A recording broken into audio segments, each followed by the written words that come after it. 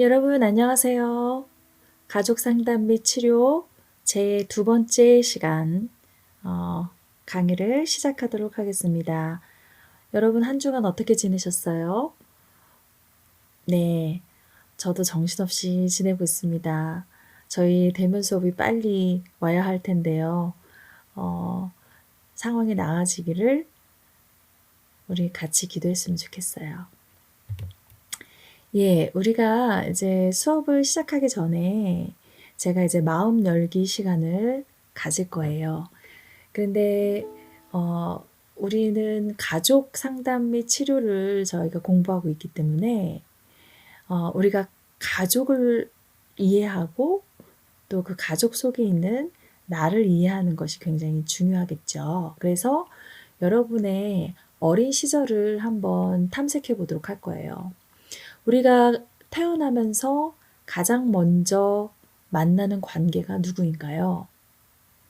예, 우리 부모님이죠. 특히 엄마죠.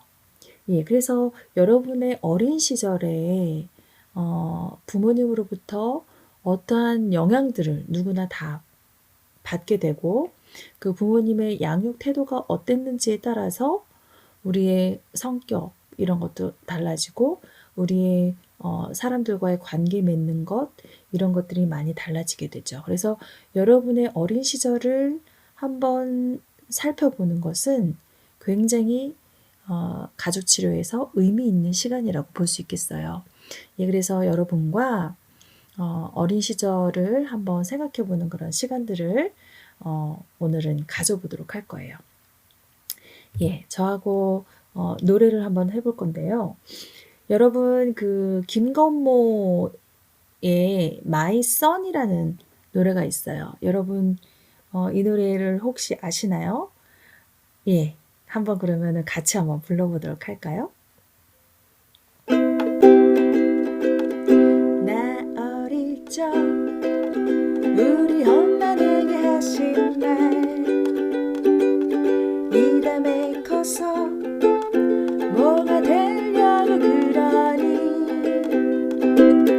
존경받는 의사 변호사가 되려면 그만 놀고 방에 들어가 공부 좀 해라.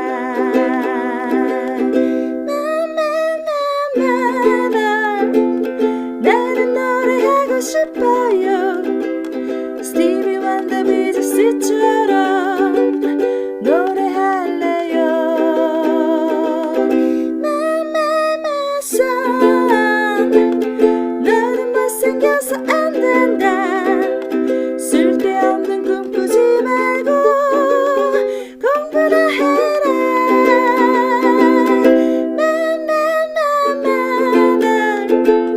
나는 노래하고 싶어요. 스티비 원더 비즈스처럼 노래할래요. My son, 너는 기절해서 안 된다. 쓸데없는 꿈 꾸지 말고 공부나 해라.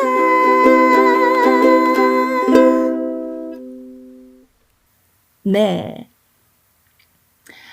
여기 가사 보니까 나 어릴 적 우리 엄마 내게 하신 말.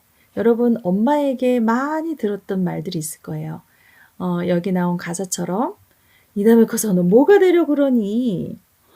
존경받는 그런 사회에서 존경받는 의사 변호사가 되려면 들어가서 공부 좀 해라. 그랬더니 여기서 이제 엄마에게 얘기를 하죠. 난 노래하고 싶어요. 그랬더니 못생겨서 안 된다. 너는 키 작아서 안 된다. 쓸데없는 꿈 꾸지 말고 공부나 해라. 예, 이런 얘기를 예, 많이 들었나 봐요. 예, 여러분은 엄마에게, 아빠에게 예, 가장 많이 들었던 말이 뭐였나요? 예, 옆에다가 한번 써보실까요?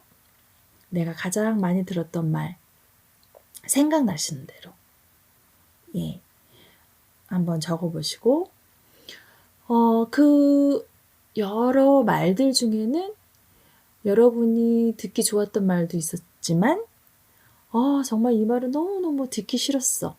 했던 그 말들이 있었을 거예요. 예, 그 듣기 싫었던 말이 뭐였는지, 예, 그것도 한번 써보도록 할게요. 이 듣기 싫었던 말은 어떻게 보면 나의 어린 시절에 해결되지 못한 미해결 과제, 이런 것들과 어떻게 보면 좀 연관성이 있다고 볼 수 있어요. 예. 그리고 부모님으로부터 내가 듣고 싶었던 말은 무엇인지, 듣고 싶은 말은 무엇인지, 예, 그것도 한번 적어볼까요? 예, 그래서 듣고 싶었던 그 말은 여러분이 기억하시면서 여러분이 여러분 스스로에게 그 말은 많이 해주면 좋을 것 같아요.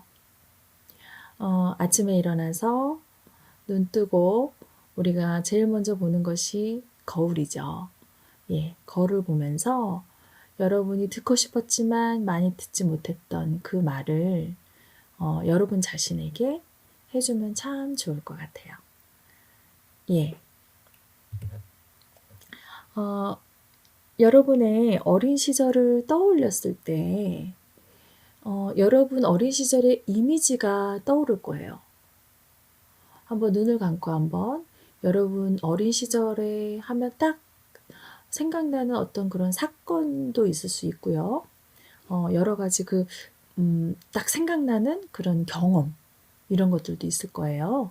그래서 그 경험의 순간에 느끼는 그런 감각, 이런 것들을 한번 세부 묘사를 한번 해보면 좋을 것 같아요.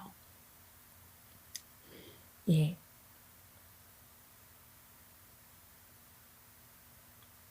저는 어린 시절 하면 딱 생각나는 게 놀이동산이에요, 놀이동산. 그때 저는 행복하기도 하고 너무 힘들기도 하고 했었던 그런 이미지가 있는데, 그 이미지는 우선은 놀이동산 같은 것이 떠오르고요. 그 제가 왜 놀이동산이 떠오르냐면, 예전에 그 에버랜드 전에 자연농원이었던 거 여러분 아시나요? 예, 제가 이제 6살 때였는데, 저에게는 이제 형제 자매가, 언니가 2명이 있고 오빠가 2명이 있어요. 제가 막내였는데, 우리 큰언니가 저랑 거의 10살이 차이 나기 때문에, 제가 6살 때 이미 큰언니는 굉장히 컸죠. 예, 그래서 그 시절에는 라디오가 유행했어요, 라디오. 그래서 라디오 프로그램에 언니가 이제 사연을 쓴 거예요. 그래서 그 사연이 이제 가족별로 이름을 다 써서 했는데, 제 이름으로 쓴 것이 이제 당첨이 됐어요. 그래서 그 당첨된 사람들에게 뭘 줬냐면, 에버랜드, 그러니까 자연농원에 식구 4명이, 그러니까 같은 가족 4인이 갈 수 있는 티켓을 준 거예요. 그래서 저하고 우리 부모님, 아빠, 엄마하고 저는 할머니가 있었어요. 그래서 할머니하고 이렇게 넷이서 그 티켓을 가지고 자연농원을 가게 됐어요. 그 자연농원에 갔을 때 제가 하필이면 여러분 홍역 아시죠? 홍역. 예, 제가 그때 홍역을 앓은 거예요. 그래서 어린 나이에 그 놀이동산이 얼마나 재미있고 좋았을 거예요. 그런데 저는 너무 아팠었기 때문에 예, 그런 좋았던 것과 같이 이렇게 아팠던 것. 그러나 또 행복했던 게 뭐였냐면, 맨 마지막에 행운권 추첨이 있는데, 그 당시에 칼라 TV가 나오는 그때였는데 제가 1등에 당첨이 된 거예요. 그래서 그 어린 시절 하면 저는 그 사건이 떠오르거든요. 그래서 여러분의 어린 시절 하면은 제가 뭐 놀이동산을 떠오른 것처럼 여러분도 여러 가지 이미지가 있을 거예요. 어렸을 때 나에게 각인되어졌던 그런 이제 이미지, 예, 이런 것들이 있을 거예요. 예, 그런 것을 어떤 이제 보이는 무엇인가로 한번 떠올려 보시고 그 순간에 느꼈던 그런 감각, 감정 이런 것들을 여러분이 한번 묘사를 한번 해보세요. 저는 힘들고 아프기도 했고 또 행복하기도 했고 예, 이런 감정들이 있었죠. 예, 그래서 두 번째 단계로는 그 이미지를 통해서 느껴보는 거예요. 어린 시절의 이미지와 관련된 감정들을 한번 적어보세요. 그래서 세 번째 단계로는 그 이미지와 느낌과 그때에 들렸던 소리들, 예, 이런 것들을 사용해서 여러분이 한번 여러분의 어린 시절에 대한 시를 한번 써볼 거예요. 예.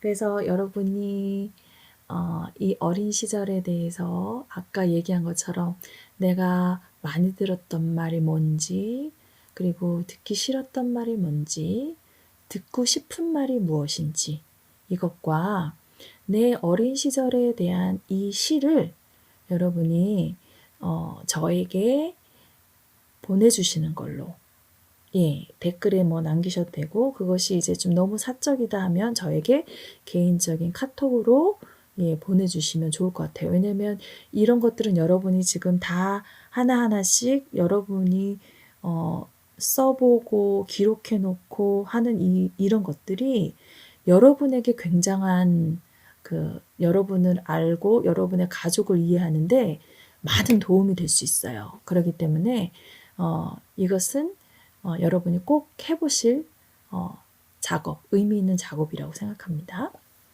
예, 그러면 여기를 한번 볼까요? 예, 이 시인은 어린 시절 했을 때 이런 이미지가 있네요. 열어보면 날개가 부러진 파랑새가 안에서 치료받고 있는 흔들거리는 마분지 상자다. 그리고 그 안의 치료는 사과나무, 젖은 여름풀, 넓은 하늘, 날개의 비행, 그리고 그 안의 비행은 집과 노래 부를 기회를 간절히 바라고 있다. 예. 이 시인은 어린 시절에 마분지 상자가 원래는 이렇게 좀 단단한 어떤 그런 상자인데 그 안에 날개가 부러진 파랑새가 안에서 치료를 받고 있는 흔들거리는 마분지 상자로 비유를 했네요. 치료를 받고 있다고 그랬어요. 그 안에 치료는 사과나무, 젖은 여름풀, 넓은 하늘, 날개의 비행, 그리고 그 안의 비행은 집과 노래 부를 기회를 간절히 바라고 있다. 예, 이러한 식으로 여러분이 어린 시절에 떠오르는 그런 이미지, 느낌, 감정, 예, 이런 것들을 예, 하나의 시로 이렇게 표현해 보시면 좋을 것 같습니다. 예, 그러면 이제 저와 가족 치료에 의해 책을 가지고 이제 수업에 들어가도록 하게요. 가족 치료에 의해 지금 이제 2판이 있으시면 2판은 보셔도 좋고 지금은 3판이 나왔네요. 예, 그래서 순서를 한번 보면 예, 첫 번째로는 가족 치료의 발달, 그리고 2부는 초기 가족 치료의 모델, 예, 이런 것들이 나오는데 오늘은 여러분과 제가 가족 치료의 발달, 우리 지난 시간에 가족 치료의 발전 과정에 대해서 한번 이렇게 쭉 훑어봤었어요. 기억나시나요? 여러분이 염려하고 있는 것 중에 하나가 가족 치료의 발전 과정을 보니까 이렇게 가족 치료가 발전됐구나 하는 것은 이해를 하시는데 와, 거기에 나오는 그 인물들을 다 외워야 되면 정말 그거는 못할 것 같다.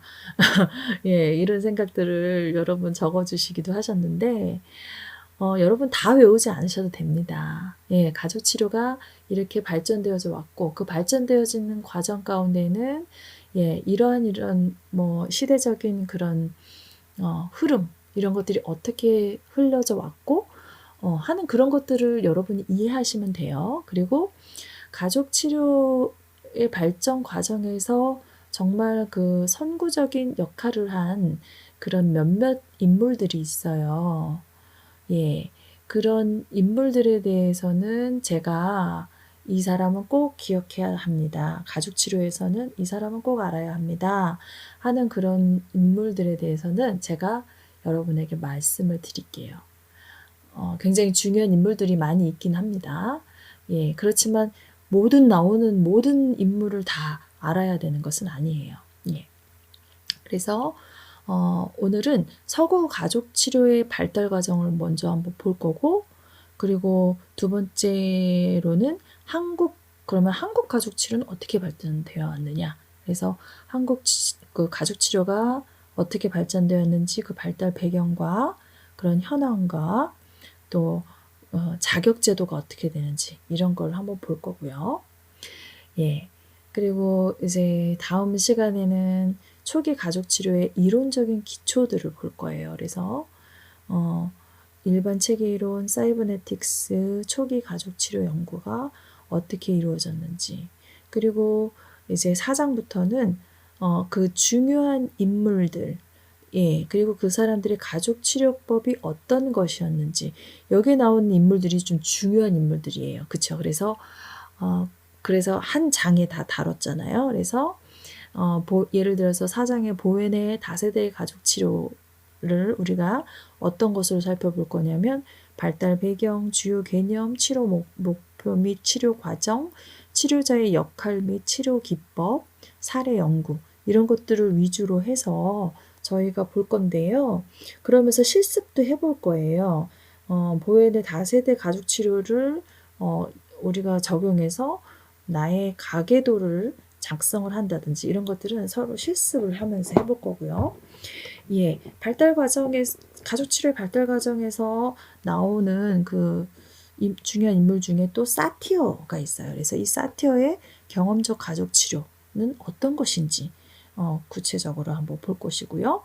예, 6장의 구조적 가족 치료, 전략적 가족 치료, 그리고 8장에서 후기 가족 치료의 이론적인 기초들, 그리고 9장에서 해결 중심 단기 치료, 그리고 10장에서 이야기 치료, 예, 그리고 11장은 가족 생활주기와 가족 치료, 그리고 가족 평가, 13장에 가족 치료의 윤리와 쟁점, 예, 이런 것을 보도록 하겠습니다. 예, 먼저 제 1장 서구 가족 치료의 발달을 우리가 한번 이제 살펴보도록 하겠습니다.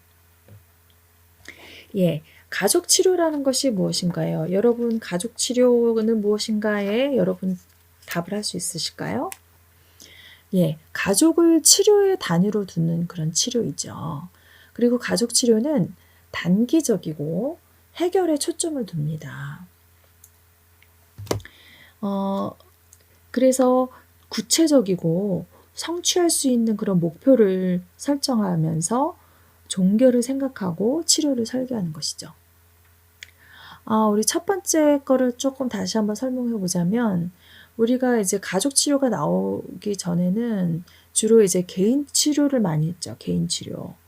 그래서 개인을 단위로 했지만 이 가족의 행동 패턴이 우리 아까 노래에서도 본 것처럼 부모님의 영향을 우리가 받는 것처럼 가족의 행동 패턴은 개인에게 영향을 미치죠. 따라서 가족은 치료 계획의 일부분이 되어야 되고, 가족 치료의 단위는 개인이 아니라 단 한 사람만 상담에 참석하더라도 치료의 단위는 그 개인이 속한 관계의 망이라고 볼 수 있어요. 그래서 가족을 치료의 단위로 두는 치료다 이렇게 볼 수 있고, 가족 치료는 좀 단기적이고 해결에 초점을 둔다고 했죠. 그래서 구체적이고 성취할 수 있는 목표를 설정하며 종교를 생각하고 치료를 설계한다고 볼 수 있습니다. 예, 그리고 가족 치료사는 다양하고 심각한 그런 임상 문제를 다루고 있어요. 가족 치료는 많은 그 정신 문제를 치료하는 데 있어서 개인 중심 치료만큼 효과적이고 어떤 경우에는 더 효과적이기도 해요. 성인의 정신분열증, 정서장애, 그러니까 뭐 우울증이나 불안 같은 정서장애, 성인 알코올 중독, 약물 남용, 그리고 아동의 품행장애, 청소년 약물 남용, 젊은 성인 여성의 식이장애, 우리 이런 섭식장애라고 하죠. 식이장애, 아동 자폐증, 성인과 아동의 만성 신체질환, 부부 불화와 갈등, 부모 자녀 간 문제, 이러한 그 정신 건강의 문제들을 치료할 수 있죠. 아까 단기적이라고 했잖아요. 그래서 가족치료사는 대개 평균 12회기 정도의 단기 치료를 합니다. 그래서 대개 사례의 65.6%가 20회기 이내에 종결된다고 해요. 가족치료의 거의 반은 1:1 형식이고 나머지 반은 부부치료, 가족치료 혹은 여러 형태가 혼합된 치료로 이렇게 하고 있습니다. 예, 그렇다면 가족치료사란 누구입니까? 예, 가족치료사는 심리치료와 가족체계 이론 분야에서 훈련을 받은 전문가이자 결혼, 부부, 가족체계의 맥락에서 정신장애와 정서장애를 진단하고 치료할 자격을 갖는 정신건강 전문가로서 어떻게 보면 평균 10년 이상, 13년의 그 임상 실습을 거치는 임상 전문가라고 볼 수 있습니다. 가족치료사는 전통적으로 개인을 강조하던 시각에서 벗어나서 결혼과 가족이라는 1차적인 관계망 속에서 개인이 어떤 역할을 하며 어떤 특성을 갖는가에 초점을 둡니다. 가족치료사는 정신건강 관리에 대해서 정말 뭐랄까 전인론적인 홀리스틱 이런 시각을 취하고 있고 개인과 가족의 전체적이고 장기적인 그런 안녕에 관심을 둔다고 볼 수 있습니다. 이 많은 연구가 정신장애와 정서장애 및 건강 문제를 치료하는 데 있어서 개인 치료보다도 가족 치료가 더 효과적일 때도 많다는 것을 거듭 밝혀왔죠. 예, 그래서 내담자는 가족 치료사를 매우 만족스러워하며 자신의 직업 생산성, 동료 관계, 가족 관계, 파트너 관계, 정서적인 건강, 전반적인 신체 건강, 사회생활, 지역사회생활이 매우 향상되었다. 이 가족 치료를 통해서 이렇게 보고해 왔습니다. 최근의 연구에 따르면 내담자는 친구에게 가장 권하고 싶은 정신건강 전문가로 가족치료사를 꼽을 정도였어요. 예, 그래서 이렇게 가족치료사는 굉장히 인식도 좋고 또 많은 내담자들이 이 가족치료를 통해서 가족치료사들의 이 가족치료를 통해서 많은 효과를 보고 있다고 볼 수 있습니다. 예, 그러면 가족치료의 발달 배경에 대해서 우리가 다시 한번 조금 더 구체적으로 짚어보고 넘어가도록 하겠습니다. 이 가족치료의 발달 배경, 우리가 지금 우리나라에 들어오기 전에 아무래도 이 서구에서 먼저 가족치료가 발달되어졌기 때문에요. 이 가족치료의 발달 배경을 먼저 서구의 가족치료 발달 배경을 먼저 볼 수밖에 없어요. 그래서 서구에서 이 가족치료가 하나의 학문 분야로 탄생하기까지는 크게 이 두 가지의 흐름이 뒷받침되어 있었어요. 첫 번째로는 전통적인 개인 심리치료가 다루지 못했거나 그 접근으로는 한계가 있었던 그런 문제와 어려움들이 있었죠. 그래서 그런 것들을 해결하기 위해서 개인 치료의 그런 주류 밖에서 몇 가지 새로운 움직임이 발생했어요. 두 번째로는 전통적인 심리치료의 밑바탕이 되었던 기계론적 세계관과는 기본적으로 다른 유기체론적인 세계관이 탄생했다는 것이에요. 예, 그래서 이 기계론적 세계관과 유기체론적 세계관에 대해서는 뒤에 더 얘기를 하도록 하겠습니다. 이게 뭐지? 이제 아직 이해가 안 되시는 분들도 있으실 텐데요. 뒤에서 조금 더 자세하게 설명하도록 하겠습니다. 이 개인 치료 밖에서, 개인 치료의 주류 밖에서라는 이제 뜻은 어떤 것이냐면, 가족 치료가 탄생하기 전에 서구에서는 개인 심리 치료를 주로 했다고 했잖아요. 근데 이 개인 심리 치료적인 접근의 경계 밖에서 어떤 운동들이 일어나냐면, 집단 역동 운동, 그리고 아동 지도 운동, 또 부부 상담, 그리고 사회복지 실천에 대한 관심이 확산되었어요. 이러한 움직임은 개인 치료적 접근의 한계를 벗어나 문제를 해결하기 위한 공통된 시도였다고 볼 있어요. 그래서 집단 역동 운동은 개입의 대상을 개인에서 집단으로, 그리고 아동 지도 운동은 아동이나 성인의 심리적 문제의 원인을 개인의 심리 내면에서 아동기의 성장 환경이나 부모와의 관계에서 찾았고요. 부부 상담은 부부관계와 가족 상호작용의 문제 해결에 대한 요구였기 때문에 개인 심리치료의 주류 밖에 있는 전문가, 예를 들어서 성직자나 교사, 이런 전문가가 결혼 생활의 문제를 상담하면서 발전했고요. 또한 사회복지 실천도 개입의 초점을 개인이 아니라 가족에 두면서 가족치료 태동에 아주 중요한 역할을 했기 때문에 이 네 가지를 잘 살펴보도록 할게요. 첫 번째로는 집단 역동 운동이에요. 20세기 초에 서구 사회를 지배했던 정신치료의 대상은 개인과 개인의 심리 내면이었어요. 이런 분위기에서 개인이 아닌 집단을 개입의 대상으로 하였다는 점은 아주 획기적인 그런 시도였죠. 이 집단의 역동을 처음으로 도입한 그 시기는 20세기 초반이었고요. 그 대표적인 인물이 오스트리아의 정신과 의사였던 모레노라는 사람이었어요. 그는 이제 그 내담자, 그 환자로 하여금 어려움이나 갈등에 관해서 직접 토론하는 대신에 드라마와 치료적 기술을 결합한 사이코 드라마. 여러분 사이코 드라마 많이 들어보셨죠? 그리고 TV 프로그램에서 이제 이 사이코 드라마를 통해서 서로 역할극을 하거나 하는 것들을 여러분이 보신 경험이 있으실 거예요. 그래서 이 사이코 드라마를 개발했고요.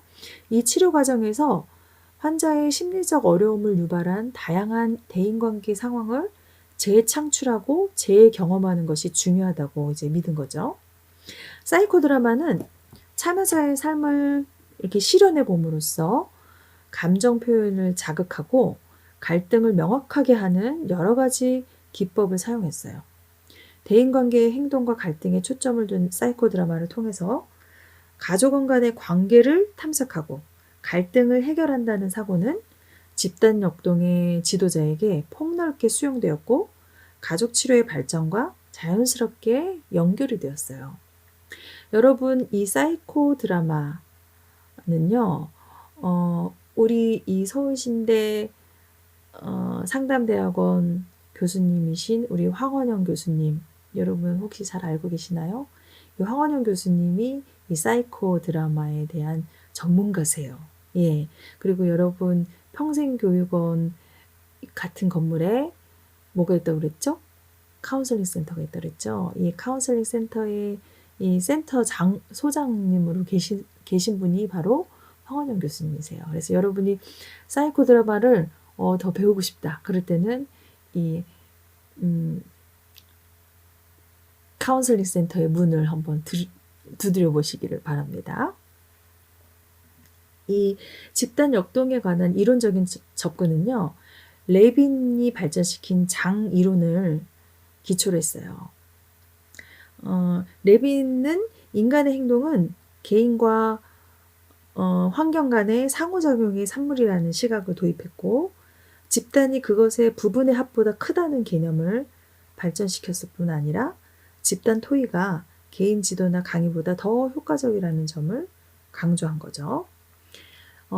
이 레빈의 이론은 게슈탈트 심리학을 바탕으로 했어요.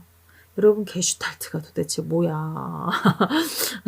예, 이런데 이 게슈탈트 심리학을 바탕으로 이제 했는데 가족 치료에 적용된 그의 두 시각은 첫째, 부분과 요소는 별개로 존재하지 않고 전체로 통합되며 둘째, 행동은 기계적으로 이루어진다기보다는 역동적이라는 그 점이다. 이러한 시각은 인간의 행동은 모든 상황에서 동일하지 않으며 관계를 맺고 있는 사람과 상황에 따라 변화한다는 시각으로 발전하게 됐어요. 예, 그래서 지금 이제 가족 치료를 하다 보니까 여러 가지 또 심리학에 대한 것이 나와요. 그래서 하나하나 다 여러분이 짚으면서 넘어가자면은 이게 너무나 광범위해서요. 그냥 발달 배경에 이러한 것이 있다 정도만 알고 넘어가시면 되겠습니다. 이 집단협동에서의 과정과 내용을 구분한 것도 가족 치료의 발달에 중요한 영향을 미쳤어요. 즉, 집단원이 어떠한 내용의 메시지를 주고받는가 보다는 그 메시지를 어떠한 방법으로 나누는가 하는 과정에 주목하는 것이 집단의 역동을 이해하는 데 더 필수적이라는 시각이 가족 치료의 초기 발달 단계에서 가족원 간의 의사소통의 내용보다 과정에 주목하도록 하는데 지대한 영향을 미쳤다고 볼 수 있습니다. 예, 두 번째로는 아동 지도 운동이에요. 이 아동 지도 운동은 20세기 초에 출현했는데요. 이것은 가족 치료의 발달에 영향을 많이 미쳤어요. 정신분석 이론가와 개인 심리학자들이 주장한 것처럼 정서적인 문제는 아동기에 시작된다는 것이죠. 그래서 아동기의 예방과 초기 발견 및 치료는 이후의 심리적 문제를 예방할 수 있다는 가정에 기초하여서 이 운동이 일어났어요. 성인기에 심리적인 문제가 있어요. 성인기에 뭔가 심리적인 문제가 나타나서 그것이 증상으로 나타나고 이럴 때는 대부분 아동기에 해결되지 않은 문제에서 비롯되었다. 이렇게 가정한 최초의 인물은 프로이트였어요. 네. 그는 성적 에너지인 리비도의 그 위치 변화에 따라서 심리 성적 발달이 이루어지면서 증상은 심리 성적 발달이 적절히 충족되지 않는 정신 내적 역동에서 나온다고 봤어요. 그래서 아동이 심리 성적 단계를 성공적으로 밟아나가기 위해서는 부모가 적절한 반응을 보여야 한다고 가정하면서 정신분열증 및 다른 질병의 발현에서 가족관계의 영향을 의식했다는 것이죠. 여러분 이해가 되시나요? 여기서 보면 아동이 심리성적인 단계를 성공적으로 밟아가기 위해서는 부모가 적절한 반응을 보여야 한다. 그러니까 부모님의 적절한 반응이 어땠는지 그리고 부모님의 양육 태도가 어땠는지가 굉장한 영향을 준다는 것이에요. 예, 그래서 아들러는 개인 심리학자이죠. 개인 심리학을 이제 주창한 그런 사람인데 이 아들러는 아동 발달에 부모와 가족이 미친 영향을 강조했고요. 더 나아가서 교사와 학교가 아동에게 미친 영향을 강조했어요. 그는 인생 초기 가족 경험이 성인이 되어서의 행동을 결정한다고 주장했고요. 그가 발전시킨 개념, 아들러는 이제 출생 순위, 그러니까 내가 첫째로 태어나느냐, 둘째로 태어나느냐, 막내로 태어나느냐, 이 출생 순위와 사회적 관심에 따라서도 그 많은 영향을 미친다고 봤는데요. 이것들이 가족 치료에 적용되기도 했습니다. 자, 세 번째로는 부부 상담의 필요성이 확산이 됐다는 것이죠. 개인 심리 문제를 치료하는 주요 이론과 기법으로 정신치료가 전통적으로 사용되어져 왔는데 20세기 초반에 결혼생활 문제는 개인의 심리적 문제이기보다는 부부 상호작용의 결과로 나타나는 경우가 더 많았기 때문에 정신치료적 접근으로 다루기에는 한계가 있었던 것이에요.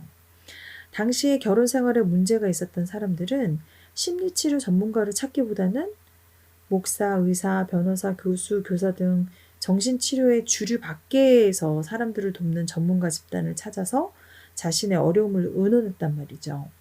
당시 정신치료는 환자 가족과의 접촉을 금하는 정신분석 전통을 따랐어요. 그러니까 그 한 개인만을 치료한 거죠. 그리고 그 한 개인이 치료가 되기 위해서는 가족과 분리되어서 상담을 하게끔 하는 것이 이제 정신분석적 치료였었죠. 그런데 주류 밖의 정신건강 전문가들은 결혼 생활의 어려움을 다루기 위해서 부부를 공동으로 만나야 한다고 확신한 거죠. 비록 당시에는 부부 문제를 상담하기 위한 이론적 틀은 없었지만 이들은 결혼 생활 문제를 해결하기 위해서는 새로운 접근이 필요하다는 점에서는 공감했다는 것이죠. 그리고 또 사회복지 실천에 영향을 받았어요. 사회복지 실천은 19세기 말 영국과 미국의 자선조직 협회에서 출발한 전문직으로 전통적으로 개입의 초점을 가족에게 두은 거예요. 가족의 심리 정서적인 문제에도 관심을 기울이면서 부부 갈등이나 자녀 양육과 같은 문제를 직접 이제 다루었어요. 또 이민자의 정착을 돕기 위해서 인보관을 설립해서 개인은 물론 다수 가족을 대상으로 원조를 제공하기도 했고요. 예, 이러한 운동들이 이제 있으면서 가족 치료가 이제 발달이 되었다고 볼 수 있습니다. 그래서 이 사회복지 실천을 통해서 개인 구성원을 그 맥락적인 가족과 분리할 수 없다고 보기 시작했고요. 구성원 간의 정서적인 유대는 개인 생존과 성취의 결정 요인이다. 이렇게 봤기 때문에 이러한 4가지의 운동을 통해서 가족 치료가 발달되었다고 볼 수 있습니다. 또한 가족 치료의 발달 배경에는 그 이제 시대적인 흐름에 이제 어떠한 이제 사고가 있는지, 어떠한 가치관이 있는지, 어떠한 세계관이 있는지 이거를 여러분이 이제 잘 살펴보셔야 돼요. 그런데 가족 치료가 발달하게 된 데에는 어떤 사고가 등장을 했냐면 체계론적인 사고가 등장을 했다는 것이에요. 이 체계론적인 사고가 어떤 것일까요? 1950년대에 이제 여러 흐름이 모여서 하나의 새로운 관점, 즉 가족은 살아있는 체계이자 유기체적인 총체라는 그런 관점에 이르게 된 것이에요. 정신과 의사는 종종 환자가 회복되면 가족의 누군가가 악화된다는 사실을 발견했어요. 그래서 어떠한 개인의 변화는 그 개인만의 변화로는 되지가 않더라. 가족 전체의 체계, 즉 가족 전체의 시스템을 변화시켜야지만 된다. 결론적으로 가족을 변화시키는 것이 개인을 변화시키는 가장 효과적인 방법이 될 수 있다는 사실이 명백해졌다는 것이에요. 이것이 체계론적인 사고라고 할 수 있습니다. 예, 하나의 우리가 학문이 이제 출현하고 발달될 때는요, 그 시대를 지배하는 과학적인 패러다임이나 세계관을 바탕으로 하고 있어요. 가족 치료도 마찬가지예요. 가족 치료도 이 서구 그 서양인이 실제 즉 리얼리티를 인식하는 방식하고 세계 그 서구의 학문 체계를 지배한 패러다임의 변화라는 이 시대적인 분위기 속에서 탄생했다고 볼 수 있습니다. 중세 이후부터 서구의 과학은 기계론적 패러다임이 지배했어요. 이를 바탕으로 1896년에 프로이트의 정신분석 이론이 탄생한 거죠. 한편 20세기 초 아인슈타인의 상대성 이론이 발표되면서 물리학 분야의 개념과 사상에 극적인 변화가 일어난 거예요. 그로부터 기존의 기계론적 패러다임에서 변화가 일어나면서 그 변화의 일부로 가족 치료가 출현하게 된 거예요. 이런 변화는 유기체론적인 세계관의 등장이라고 요약할 수 있고, 이것은 생물학자에 의해서 구체화되고 조직화되었어요. 새롭게 나타난 세계관은 체계론적 사고로 함축되어서 나타냈고요. 그로부터 일반 체계 이론과 사이버네틱스라는 좀 더 구체적인 이론이 발달하게 됐고, 이들 이론을 바탕으로 체계론적 가족치료, 즉 초기 가족치료 이론이 출현하게 된 거예요. 체계론적 그 사고는 세계를 모든 현상의 상호 연관성과 상호 의존성으로 파악하는 거예요. 이러한 사고는 세계를 분리된 객체로 구성하는 기계 조직으로 본 기계론적 세계관과는 매우 다른 것이었죠. 세계관의 차이는 문제의 원인과 해결을 바라보는 시각, 그리고 내담자와 치료자에 대한 시각, 개인이 세상을 인식하는 방식과 의미 등에서 차이가 있음을 가정하는 것이고요. 그 결과 전통적인 심리치료와는 다른 가족치료라는 새로운 분야가 탄생할 수 있었던 거예요. 여기서는 가족치료의 탄생이 세계관의 변화와 함께 왔음을 간략하게 설명하는 데 초점을 둔 거기 때문에요. 여러분이 이거 모든 것을 외워야 될 필요가 없습니다. 그래서 가족치료가 발달하게 된 데는 이 기존의 기계론적인 그런 사고에서 체계론적 사고가 등장하기 시작하면서 가족치료가 발달하게 되었다. 이 정도만 아시면 되겠습니다. 예, 서구 가족치료의 발달 단계를 여기 책에서 너무 잘 나왔어요. 그림 1-1에 보면 가족치료의 발달 과정과 주요 인물들이 나오는데요. 여기 보니까 그 주요 인물들이 얼굴까지 다 나와서 오호, 여러분이 나중에 외우실 때 이 인물들을 생각하면서 이론과 이렇게 접목시켜서 하시면은 더 잘 외워지지 않을까요? 예. 1896년도에 프로이트의 정신분석 이론이 탄생했죠. 아까도 얘기했지만 아인슈타인의 일반 상대성 이론이 발표되면서 그 프로이트 시대의 그 기계론적인 그 사고에서 이제 체계론적 사고가 등장하기 시작한 거죠. 그러면서 가족 치료가 파종이 뭔가요? 예, 씨를 뿌리는 거죠.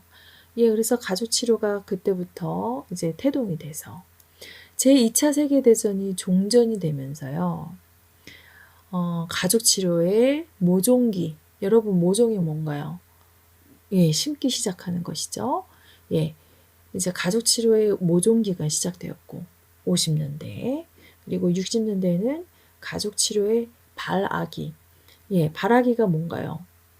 예, 씨앗이 이제 씨앗 뿌렸던 것이 이제 싹이 나오기 시작하는 거죠. 그래서 가족 치료가 이때부터 발아하기 시작해서 70년대에 개화되어지고 80년대에 또 사고가 또 달라져요. 포스트 모더니즘 사고로 확산이 됐어요. 예, 포스트 모더니즘은 뭔가요?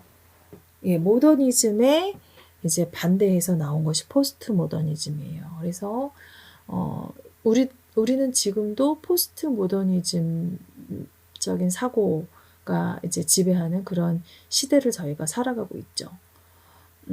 모더니즘은 여러분 어떤 건가요? 예, 이제 우리 현대 사회인데 포스트 모더니즘에 대해서는 제가 조금 더 이따가 자세한 설명을 좀 더 해드리도록 할게요. 그 모더니즘에 뭔가 이렇게 좀 반대돼서 나온 건데 모더니즘의 어떤 그런 사고가 좀 절대적인 것을 중요시하고 이 모더니즘 시대 때는 뭔가 우리 종교로 봤을 때도 굉장히 절대적인 신을 의지하고 뭐 이렇게 봤다면 포스트 모더니즘에서는 절대적인 것은 없다. 그래서 상대적인 것을 더 중요하게 생각하는 그런 사고라고 볼 수 있거든요. 그래서 우리는 지금 포스트 모더니즘적인 그런 사고가 팽배해 있는 그런 시대에 우리가 살고 있으면서 이 80년대 중반부터 가족 치료의 전환기가 시작이 되면서 90년대 이후에 이제 통합기를 가지고 있다고 볼 수 있습니다. 옆에 보면 프로이트, 아인슈타인, 베르탈람피, 베이슨, 보웬, 미누친, 사티어, 헤일리, 앱스턴, 화이트, 드세이저버그 이렇게 나오는데요. 보엔의 이제 가계도 우리가 한번 또 해볼 건데 다세대로 이제 전수되어지더라 하는 다세대 가족 치료, 그리고 미누친, 또 사티어, 헤일리, 앱스턴, 화이트 이 사람들이 이제 이야기 치료의 주된 인물들인데요. 이렇게 흘러가는 그런 이제 과정에 대해서 저희가 이제 한번 살펴보도록 할 거예요. 체계 이론과 사이버네틱스의 영향으로 발전이 되어졌고 서구 가족 치료가 그리고 유기체론 사고에 대한 관심의 필요성이 대두되어지면서 발달되어졌고 피드백 기제에 관한 연구를 통해서 사람들 간의 상호작용과 관계 패턴에 초점을 두기 시작했다는 것이죠. 가족 치료가 그러면서 하나의 독립된 전문 분야로 자리 잡기 시작했고요. 대표적인 가족치료 이론과 모델이 발표되어졌어요. 그리고 미국 서부의 정신건강연구소, MRI라고 하죠. 이 잭슨, 헤일리, 사티어 등 가족치료에 관련이 등장했고요. 동부의 필라델피아 아동지도 클리닉에서 이제 미누친이 활동을 하기 시작했어요. 그래서 파종기, 모종기, 발화기, 개화기, 전환기의 단계를 거친다 하는 것을 여러분이 이제 보셨고요. 일반 체계 이론과 사이버네틱스 개념이 행동과학에 구체적으로 적용되기 시작했고 2차 세계대전이 이제 지나고 보니까 이 가족의 안정성 회복이 엄청나게 중요하더라. 그래서 그것에 관심이 증가했고요. 조현병, 우리가 흔히 알고 있는 이제 정신분열, 조현병이 가족 내에서 발생한 대인적 관계적인 현상이라는 이제 주장이 나오기 시작했고요. 그리고 가족치료 분야의 최초의 출판물과 학술지가 탄생하고 어머니 자녀의 동반 면담과 가족 평가가 이제 이루어지면서 계속해서 발전이 되어져 왔고 보웨는 가족을 정서적인 단위로 보고 여러 세대, 즉 다세대에 걸쳐서 전수되는 정서적인 융합으로 인해서 조현병이 발생한다 이렇게 설명하고 있습니다. 이제 위테커는 정신분열증 치료를 위해서 가족의 변화가 중요하다. 그 가족의 변화를 목표로 해야 한다. 개인의 변화보다는. 그리고 조현병을 이해하기 위해서 가족의 역할과 가족의 그 의사소통 유형을 고려해야 한다는 주장이 나오면서 서구 가족 치료가 발달이 되었죠. 가족 치료 모델이 더욱 발전하고 분명하게 이제 구분되어졌고 다세대 모델, 구조적 모델, 경험적 모델, 전략적 모델이 이제 치료 방법으로 발전되어 왔고요. 심리치료 모델을 가족 치료에 접목한 그런 모델은 대상관계 가족 치료라고 할 수 있고 인지행동적 가족 치료 이런 것들은 이제 심리치료 모델을 가족 치료에 접목한 그런 모델들이라고 볼 수 있습니다. 초기 모델의 통합 과정을 보면 여러 모델을 통합하거나 필요에 따라 적절한 특정 모델을 사용할 필요성이 대두되면서 한 가지뿐이 아니라 여러 모델을 통합하기 시작했어요. 초기 가족치료 모델들의 공통점과 차이점에 대해서도 여러분 한번 생각해 보시고 후기 모델의 출현은 포스트 모더니즘에 기초한 후기 모델이 등장하면서 해결 지향 모델, 해결 중심 모델, 이야기 치료, 협력 언어 체계 모델이 가장 최근의 가족 치료의 모습이라고 보시면 되겠습니다. 가족 치료의 여러 모델은 이제 초기와 후기로 이제 나눠져 볼 수 있는데요. 각각의 대표 인물들이 나와 있네요. 그래서 다세대는 뭐 여러 인물들이 있지만 보웬을 여러분이 잘 아시면 되겠고요. 그리고 경험적 가족 치료에는 여기 보면 뭐 사티어, 휘테커 뭐 다 나오는데 여러분이 사티어를 기억하시면 되겠습니다.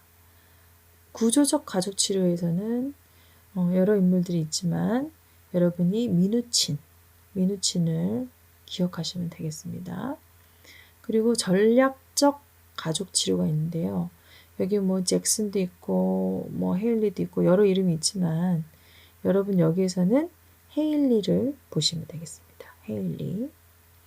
예, 후기 모델에서는 대표적인 인물들이 이제 뭐 해결 지향 그 모델, 그리고 해결 중심 모델, 그리고 이야기 치료 모델, 협력 언어 체계 모델이 있는데요.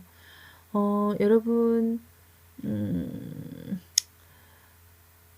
다른 것들은 뭐 해결 중심에서는 이제 드세이저, 예, 드세이저를 좀 여러분이 눈여겨 보시면 되겠고, 최근에 이제 모델로는 이제 이야기 치료와 협력 언어 체계를 볼 수 있어요. 이 두 가지들은 사회 구성주의의 영향을 많이 받았어요. 그래서 이야기 치료는 유명한 두 명을 더 알아야 되겠죠. 여러 명이 있지만 이제 화이트와 앱스턴, 예, 이 두 인물을 여러분 잘 아시면 좋겠고요.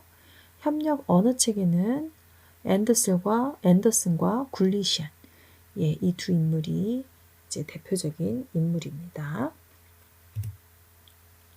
가족 치료에 여러 모델들이 있는데 이제 초기의 모델에서 다세대 모델, 경험적 모델, 구조적 모델, 전략적 모델. 여러분 이거는 기억하셔야 돼요. 예, 초기 모델에서는 이 네 가지가 있고 이 네 가지는 어떤 것들을 중요하게 생각하고 그리고 대표적인 인물은 누가 있는지 여러분 이거는 여러분이 기억하셔야 되고 여러분이 가족 치료사가 되고 싶으신 분들 뭐 예를 들어 그 가족 치료사가 되고 싶어서 자격증을 따고 싶다거나 이런 분들은 뭔가 이제 시험을 보게 될 거잖아요. 그러면은 시험을 볼 때 가족 치료에서는 꼭 나오는 모델이 이 네 가지 모델이 있어요. 초기 모델 중에서. 그래서 각각의 대표하는 인물이 누군지 그리고 그 모델에서 주장하는 것이 무엇인지 그리고 그 각 모델에서의 중요한 그런 상담의 그런 용어들 있죠. 예, 이런 것들을 알아두시면 예, 많은 도움이 될 것입니다. 예, 다세대 모델에서는요, 다세대 모델은 보행을 중심으로 발전되어졌어요. 이제 개인의 정신 내적 과정과 대인관계 양식은 여러 세대에 걸쳐서 가족의 상호작용 과정을 통해서 전달되더라 하는 것이 바로 다세대 모델입니다. 여러분 책에 37페이지에 표 1-1 보면은 가족치료 모델 비교한 표가 나와 있어요.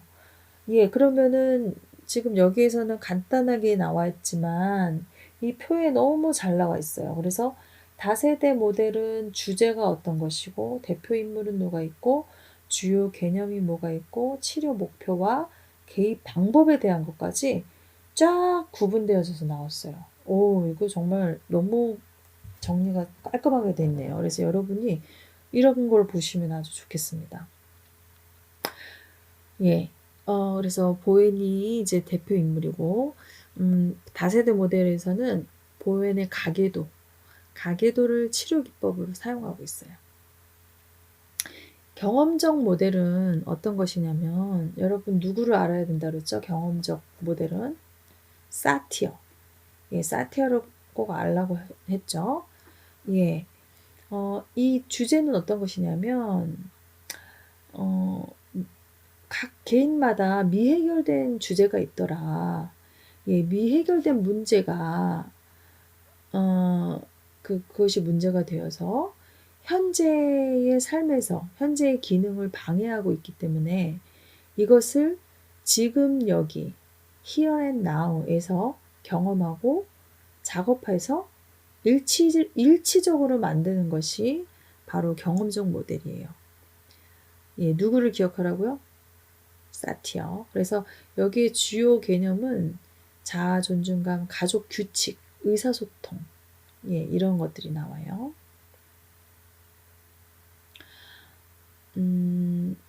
그리고 여기 나오네요. 인간의 감성적인 측면 등을 내담자가 상담 과정에 경험함으로써 문제를 해결할 것을 강조하는 게 경험적 모델이에요. 그리고 구조적 모델은 어떤 것이 있나요? 주제가 증상이나 문제는 가족의 역기능에서 오더라. 역기능적 상호작용 구조에서 비롯된다. 이렇게 보는 것이 구조적 모델이에요. 따라서 가족의 재구조화를 통해서 문제 해결에 초점을 두는 것입니다.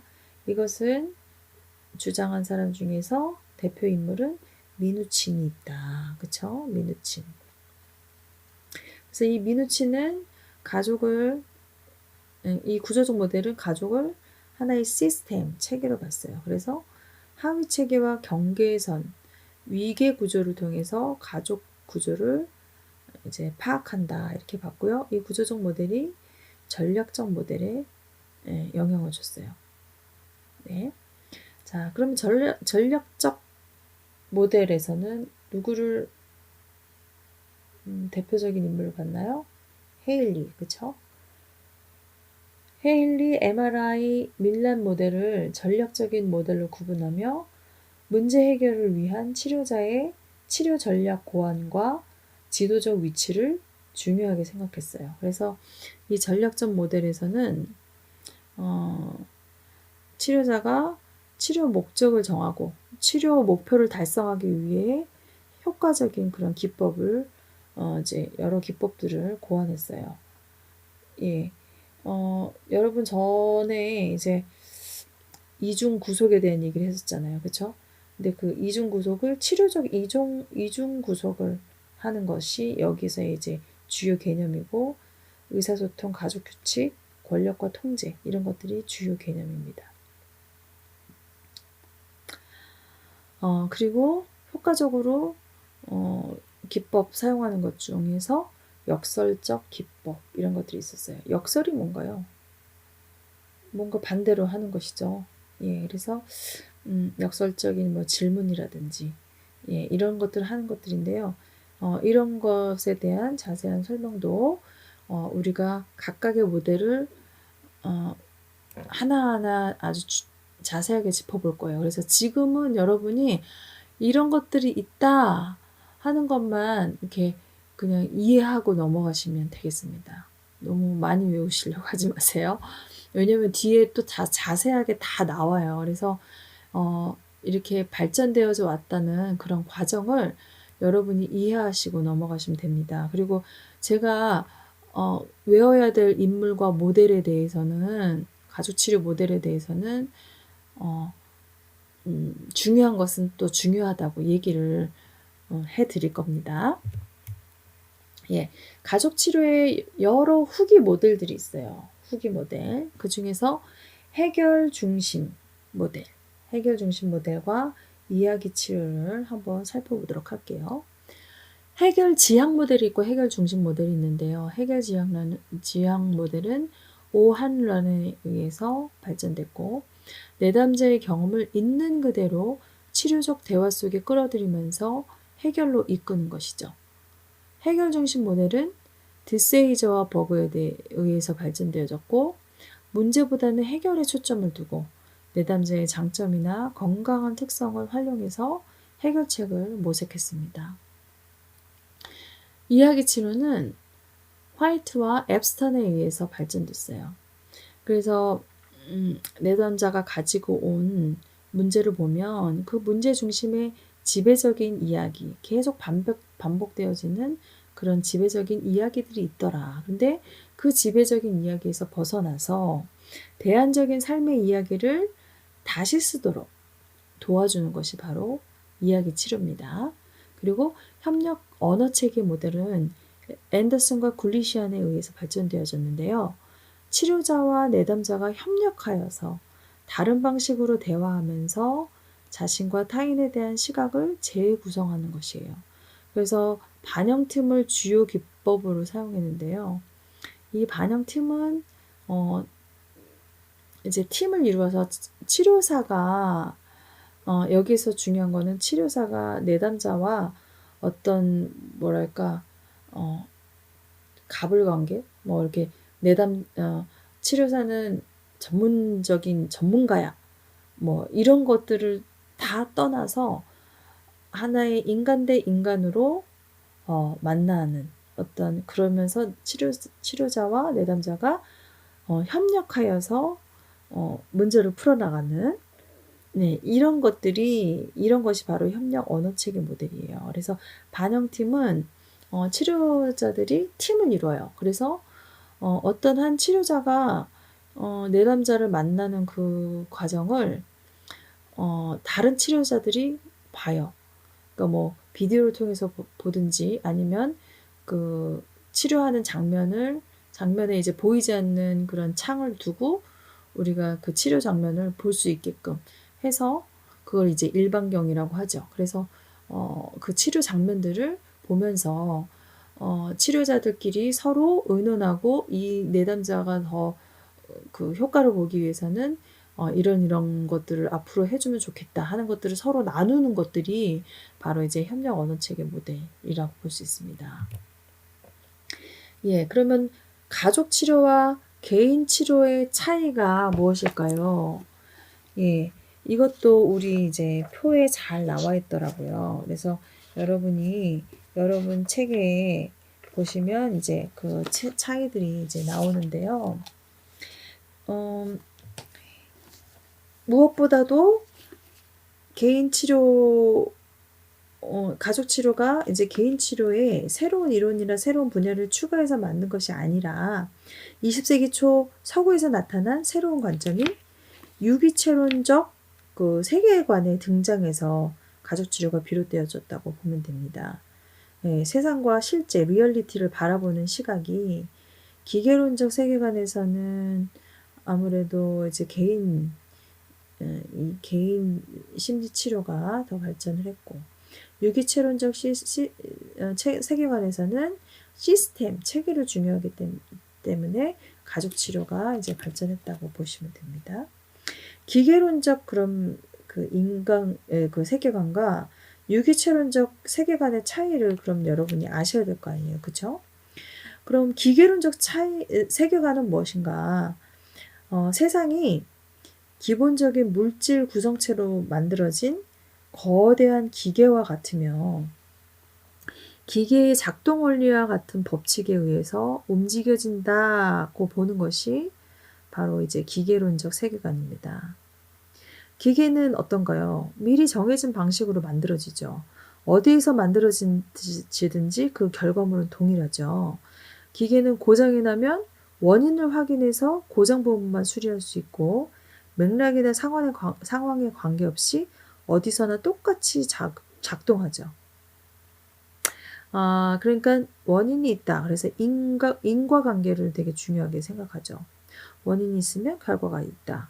이렇게 생각하는 세계관이 기계론적 세계관이에요. 그래서 20세기 초에 심리학 분야에서 강력한 두 학파가 있었는데 행동주의 이론과 정신분석 이론이죠. 이 행동주의 이론과 정신분석 이론을 이 기계론적 세계관이 지배했는데 이 두 이론은요. 방법과 시각으로서는 매우 달라요.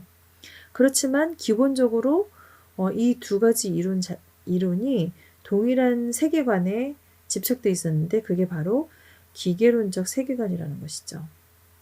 기계론적 심리학은 행동주의에서 그 극치를 달했는데 심리현상은 행동의 형태로 환원되고 행동의 형태는 물리학과 화학 법칙에 지배되는 생리적 과정으로 환원된다. 이런 것들이죠. 반면 유기체적 세계관은 우주가 상호 연관된 관계망으로 구성되어 있다. 이렇게 보고 있어요. 그래서 본질적으로 역동적으로 보는 것이죠. 사람, 자연, 생명체와 같은 유기체는 만들어지는 것이 아니라 태어나서 자라며 부분들은 유기적으로 연결되어 있기 때문에 문제가 되는 부분만 제거하거나 고치기가 어렵고 맥락이나 상황에 따라서 상대적으로 행동한다는 것이에요. 자, 예를 들어 볼게요. 예를 들어서 자동차라는 기계는 미리 정해진 방법으로 만들어지고 동일한 기종의 자동차 특성은 동일한 법칙으로 움직이잖아요. 반면 사람이라는 유기체는 정자와 난자의 결합으로 만들어지지만 동일한 부모 밑에서 태어난 자녀도 각각 다 저마다 특성이나 기질이 다르고 성장 환경이 어땠느냐에 따라서 다 차이가 있잖아요. 그쵸? 자동차가 고장이 났을 경우에 고장 부분만 수리하는 것은 가능하지만 사람은 문제가 되는 부분이나 문제가 되는 사람만 치료하는 것이 쉽지가 않다는 것이에요. 사람의 몸은 유기적으로 연결되어 있고 몸과 정신도 다 연결되어 있고 또 다른 사람이나 환경과도 유기적으로 연결되어 있기 때문입니다. 예, 그래서 이 체계론적 가족 치료와 개인 치료의 구체적인 차이를 비교해서 설명하자면 첫 번째로는 문제의 초점에 대한 시각의 차이가 있어요. 개인 치료는 내담자를 별개의 독립된 존재로 보는 거죠. 내담자의 내면에서 무엇이 일어나고 있고 내담자 특성은 뭐고 내담자가 어떤 행동을 해서 문제가 나타나는가 이것을 파악하는 데 주의를 기울이기 때문에 내담자가 맺고 있는 관계나 맥락, 그러니까 상황 이런 것들은 1차적인 초점이 아니에요. 그죠? 반면 가족치료는 내담자를 다른 사람 또는 체계와 상호작용하는 관계망에 속해 있다고 보기 때문에 내담자의 문제나 증상은 그가 속한 가족이나 관계의 역기능과 직접적으로 연관되어 있다고 보는 거죠. 따라서 가족치료는 내담자가 가지고 온 문제를 해결하기 위해서 내담자의 가족관계나 맥락을 1차적으로 고려한다는 것이죠. 두 번째, 내담자에 대한 시각에서 차이가 있습니다. 개인 치료는 내담자를 수동적이고 반응하는 그런 존재로 보는 거죠. 내담자는 외부에서 일정한 자극이 가해지면 그에 따라서 반응하는 그러니까 기계론적 사고에서 기계와 같은 존재를 봤기 때문에 치료자가 전문적인 그런 전문가의 입장에서 해결책을 제시하고 치료 과정을 지도하면 내담자는 반응하는 것이라고 이제 가정을 하는 것이에요. 한편 가족 치료는 내담자를 능동적으로 선택할 수 있는 존재로 바라보는 거죠. 따라서 치료자가 전문적인 위치에서 치료 과정을 지시한다기보다는 내담자의 세계와 내담자의 가족의 상호작용을 존중하면서 치료 과정을 진행하는 것이에요. 구조적 가족 치료의 주요 기법인 합류라는 것이 있어요. 이 합류는 내담자 가족의 상호작용을 존중하면서 협력적인 치료적 관계를 형성하는 것으로 이런 것의 대표적인 예라고 볼 수 있습니다. 세 번째로는 인과관계로 보는 시각이에요. 인과관계가 뭔가요? 원인이 있으면 결과가 있다. 이런 것이죠. 개인 치료는 이렇게 문제의 원인과 결과 관계를 선형적으로 보는 것이에요. 우리 첫 시간에 선형적인 그런 관계를 봤죠. A가 원인이기 때문에 B가 나타나고 B 때문에 C가 나타나고 이렇게 원인과 결과에 따라서 선형적으로 보는 것이 보는 그런 관점이라고 볼 수 있죠. 그런데 이 개인 치료는 원인을 파악하기 위해서 왜, why라는 질문을 자주 하고 과거 혹은 역사에 초점을 두고 증상과 행동의 원인을 파악하기 위해서 이전의 발달 단계를 추적해 나가요. 모든 심리적 사건에는 특정 원인이 있어서 그것이 특정 결과를 가져오고 개인의 심리 상태는 초기 아동기의 조건에 의해서 독특하게 결정된다고 인식하는 거죠. 반면 가족치료는 인과관계를 순환적이고 획일적인 것으로 보는 거죠. A가 B를 초래하고 B 때문에 다시 A가 초래되고, 그 A와 B가 C와 D가 계속적으로 순환되어져서 일어나는 것. 예, 문제를 둘러싼 체계의 맥락, 그 환경은 유기적으로 연결되어 있기 때문에 원인을 정확히 파악하여 분별해내는 것은 어렵다는 것이죠. 따라서 원인을 추적하기보다는 지금 여기 here and now에 무엇이 일어나고 있는지와 상호작용의 패턴을 파악하는 데 초점을 둡니다. 예, 마지막으로 네 번째, 문제의 진단과 해결 과정에서 차이가 있습니다. 기계는 일정한 법칙에 따라서 작동하기 때문에 설명서를 보면 작동 원리를 알 수가 있고 고장난 부분을 고치는 방법도 파악할 수 있죠. 이렇게 같은 논리로 기계론적 세계관에 기초한 개인 치료도 내담자의 문제를 객관적이고 정확하게 진단하고 평가한다고 볼 수 있어요. 기계의 설명서가 어느 기계에나 적용되는 것처럼 진단과 평가의 기준은 객관적으로 설정될 수 있고 그 기준은 어느 내담자에게나 절대적으로 적용될 수 있다고 가정을 하는 거예요. 예를 들어서 개인 치료에서는 뭐 DSM 4, DSM 5 뭐 이런 거 그리고 그리고 MMPI, MBTI 이런 것도 이제 다 심리 검사, 성격 장애를 뭐 이제 판단하는 그런 기준 이런 것들인데 이런 진단 도구를 흔히 사용하죠. 따라서 적절한 과학적 방법은 실증적이고 계량적이며 지식은 실험과 관찰에 의해 추구되어야 하기 때문에 가치 중립적 과학이 가능하다로 믿으며 주관적 판단과 서술을 비과학적으로 인식하는 거예요. 한편 가족 치료는 내담자를 하나의 유기체로 보는 거죠. 자, 유기체의 특성은 자신이 처한 상황이나 맥락에 따라서 다르게 반응하고 행동하기 때문에 절대적이고 객관적인 평가를 하는 것이 쉽지 않다는 것이에요. 따라서 내담자의 인식 행위에 초점을 두고 동일한 상황에 대해서 내담자마다의 그 인식 행위에 따라서 다르게 이해되고 경험될 수 있다고 가정하는 것이에요. 내담자의 사고나 행동을 지배하는 공통 법칙에 관심이 없는 건 아니지만 정확한 진단과 사정하는 것이 가족 치료의 초점은 아니라는 것이에요. 즉 개인 치료에서는 절대적인 것이 그 객관적으로 존재하기 때문에 각 개인을 평가하고 진단하고 하는 것이 이제 개인 치료의 관점이었다면은 가족 치료에서는 뭐 그것도 중요하지만 그거는 1차적인 관심이 아니라는 것이에요. 뭐 진단, 뭐 평가하는 것 이런 것이 1차적인 관심이 가족 치료에서 그 초점이 아니다 이렇게 보는 것이죠.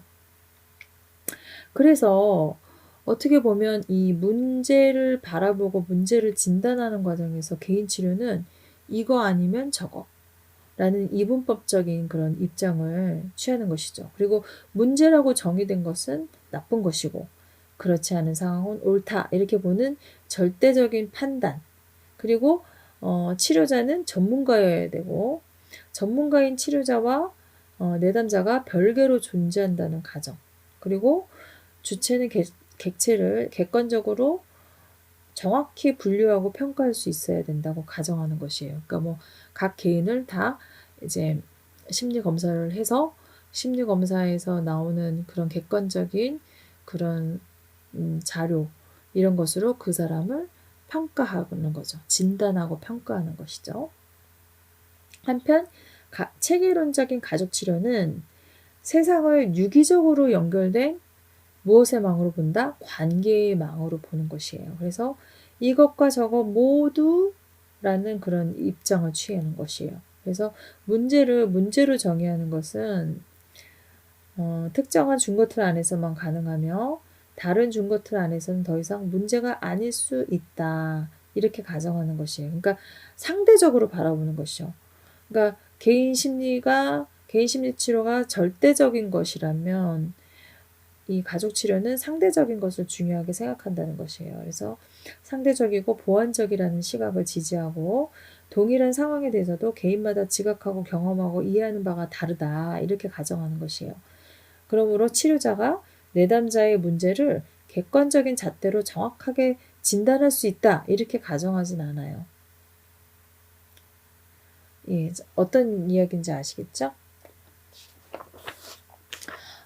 우리 책 50페이지 보면 동일한 증상에 대해서도 우리 서양과 동양이 어떻게 다른지 예, 이거에 대해서 나왔어요. 너무 재미있더라고요. 제가 한번 읽어드릴게요. 해열제와 매운 콩나물국. 예, 동일한 증상에 대해서 서양 의학과 동양 의학이 다르게 접근하는 것처럼 개인 치료와 가족 치료도 동일한 상황에 대해서 기본적으로 다른 가정으로 접근한다는 거예요. 자, 다음의 예를 통해서 동일한 증상을 두고 서양과 동양이 어떻게 다르게 접근하는지 보고 그것이 개인 치료와 가족 치료 사이에 시사하는 것이 무엇인지 생각해 보는 거죠. 자, 여러분이 한번 생각해 보세요. 자, 예를 들어 볼게요. 어린아이가 열이 났어요. 어린아이가 열이 나요. 자, 그러면 서양의학에서는 이 열이라는 증상을 제거하는 데 초점을 두는 거예요. 그래서 열을 내리기 위해서 아이의 옷을 가볍게 입히거나 벗긴다거나 해열제를 먹이죠. 열이라는 것은 문제가 되는 것이기 때문에 여러 방법을 동원해서 열을 제거해야 문제가 해결된다고 가정하는 것이에요. 한편 나의 어린 시절을 돌이켜보면 여기서 그러니까 어린 시절을 돌이켜봤을 때 열이 났을 경우, 그러니까 여기 지금 저자의 경우에요. 어린 시절에 열이 났을 때, 그러니까 우리 동양의 경우죠. 고춧가루를 탄 매운 콩나물국을 먹고 두꺼운 이불을 뒤집어 쓴 채 한숨 푹 자고 일어나면 괜찮아질 거야. 그러면서 엄마가 그렇게 했던 것들 여러분도 혹시 이렇게 하셨었나요? 열이 날 때? 열이라는 증상은 몸에 그럴 만한 이유가 있어서 났기 때문에 없애는 것보다 충분히 발산시키는 것이 오히려 회복을 돕는다고 가정한 것이에요. 그래서 어떻게 보면 이 동양적인 사고가요. 요즘에 어떻게 보면 더 트렌디한 예, 그러한 가족 치료와 비슷하다고 예, 볼 수 있어요. 또 하나의 예를 들어볼까요? 몸에 종기가 났어요. 뭐가 막 났어요. 그러면은 서양에서는 어떻게 하나요? 종기는 염증이기 때문에 항생제와 소염제를 처방해서 종기를 다스리게 하죠. 그런데 동양의학은 어떤가요? 종기 부위에 고약을 붙이죠. 고약. 여러분 어렸을 때 고약 많이 붙여보셨죠? 네. 고약은 종기를 가라앉히는 게 아니에요. 오히려 실컷 곪게 해서 고름을 빨아내는 그런 작용을 하는 거죠. 그래서 저는 우리 동양의 그런 동양인의 지혜, 이런 것이 오히려 요즘에 더 빛을 보는 것 같아요. 네. 그리고 하나의 예를 더 들어보면, 배탈이 날 때 증상을 가라앉히기 위해서 서양의학에서는 소화제를 먹게 하지만, 동양의학에서는 신체의 특정 부위에 침을 놔요, 침. 이는 신체의 여러 부위가 유기적으로 연결되어 있음을 가정한 거죠. 그러니까 어떻게 보면 우리 동양의 이 사고가 유기체론적인 그런 세계관이라고 볼 수 있겠죠. 동양의 순환론과 서양의 직선론, 이것이 차이가 있고, 예. 그리고 동양 사회의 집합주의적이고 상호 의존적인 특성은 세상을 좀 더 폭넓게 종합적으로 보는 시각, 어떤 사건이든 수없이 많은 요인이 복잡하게 얽혀있는 것으로 보는 견해하고 일맥상통하죠. 같은 논리로 서양 사회의 개인주의적이고 독립적인 특성은 개별 사물을 전체 맥락에서 떼어내서 분석하는 그들의 접근, 사물을 다스리는 공통의 규칙을 발견할 수 있고, 따라서 사물의 행동을 통제할 수 있다는 그들의 신념과 일치한다, 이렇게 볼 수 있어요. 그래서 개인 치료와 체계론적 가족 치료의 차이를 종합해서요.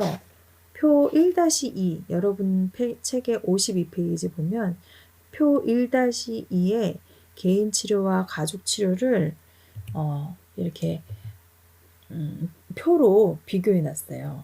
그래서 여러분이 그 각각의 개인 치료와 가족 치료의 이제 세계관이 어떻게 다른지, 어떻게 은유할 수 있는지, 기본 과정이 무엇인지, 대표적인 발언은 어떤 것이 있는지, 지배하는 그 문화는 어떤 문화인지, 예, 이런 것들을 여러분이 살펴보실 수 있습니다. 예, 이때까지 한 것을 요약을 하자면, 서구에서는 가족 치료가 탄생하기 전까지 크게 두 가지의 흐름이 뒷받침되어져 왔다는 것이죠. 전통적인 심리치료의 기초였던 기계론적 세계관과는 근본적으로 다른 유기체론적인 세계관이 등장했고, 그로부터 체계론적, 그러니까 시스템적 사고가 확산되어졌다는 것이에요.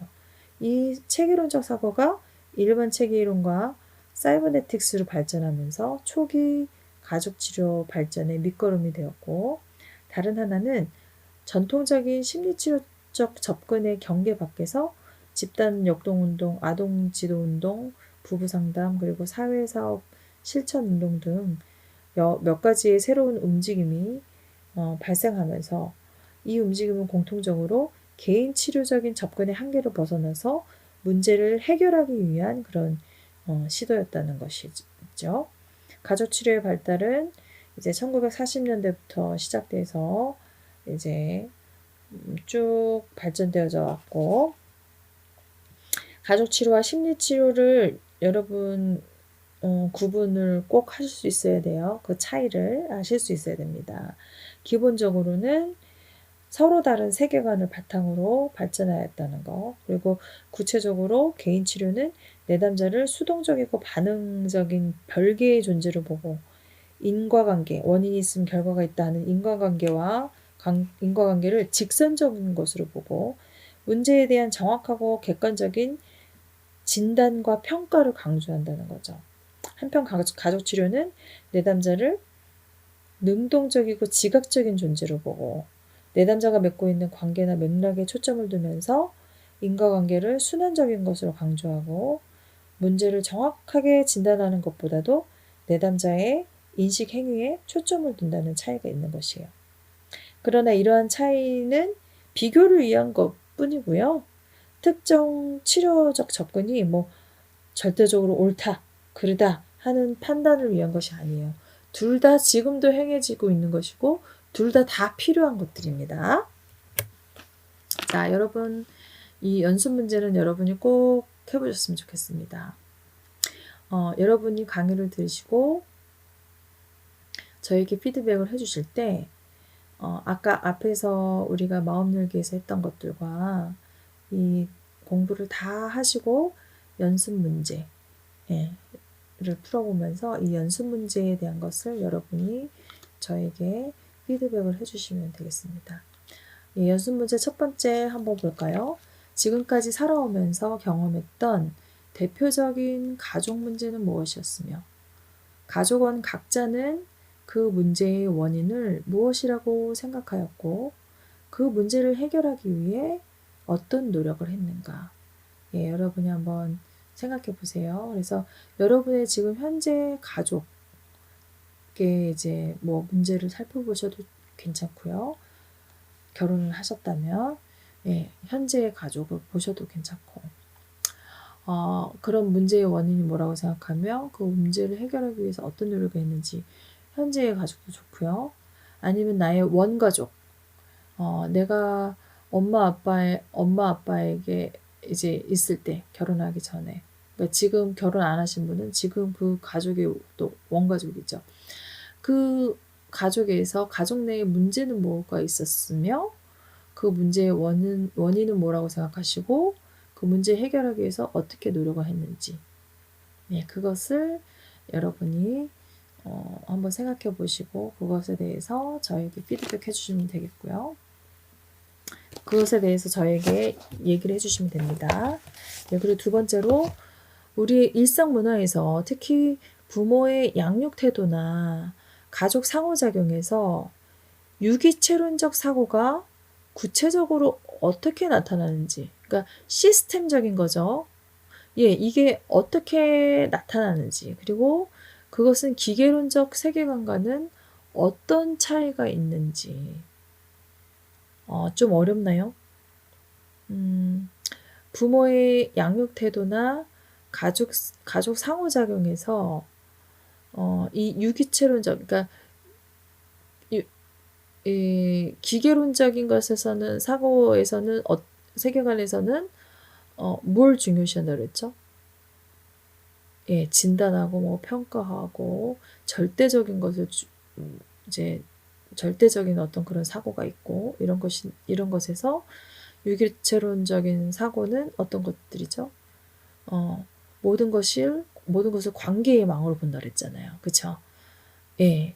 그리고 모든 것이 이제 절대적인 것은 없고 진단이나 평가가 중요하지 않다는 것이죠. 근데 가장 중요한 거는 시스템.